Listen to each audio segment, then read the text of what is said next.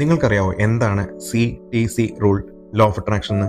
അറിയില്ലെങ്കിൽ പറഞ്ഞുതരാം. CTC എന്ന് വെച്ച് കഴിഞ്ഞാൽ ലോ ഓഫ് അട്രാക്ഷനിൽ വളരെ ഇമ്പോർട്ടന്റ് ആയിട്ടുള്ള കീപ്പ് ചെയ്യേണ്ട 3 ആസ്പെക്ട്സിനെ കുറിച്ചിട്ടാണ് ഈ ഒരു ഷോർട്ട് ഫോം ഉദ്ദേശിക്കുന്നത്. C എന്ന് പറഞ്ഞു കഴിഞ്ഞാൽ കോൺഫിഡൻസ്, T എന്ന് പറഞ്ഞാൽ ട്രസ്റ്റ്, ലാസ്റ്റിലത്തെ C കൊണ്ട് ഉദ്ദേശിക്കുന്നത് കണ്ടിന്യൂറ്റി അല്ലെങ്കിൽ കൺസിസ്റ്റൻസി.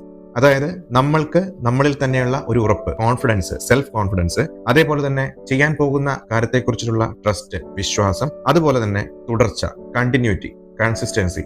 ഇത് 3 വളരെ ഇമ്പോർട്ടന്റ് ആണ്. അതായത് ഉറച്ച വിശ്വാസത്തോടെ, സെൽഫ് കോൺഫിഡൻസോട് കൂടി തുടർച്ചയായി ചെയ്യുന്ന ഏതൊരു കാര്യവും സക്സസ്ഫുൾ എത്തും. അപ്പൊ ലോ ഓഫ് അട്രാക്ഷനും ഇത് തന്നെയാണ് പറയുന്നത്.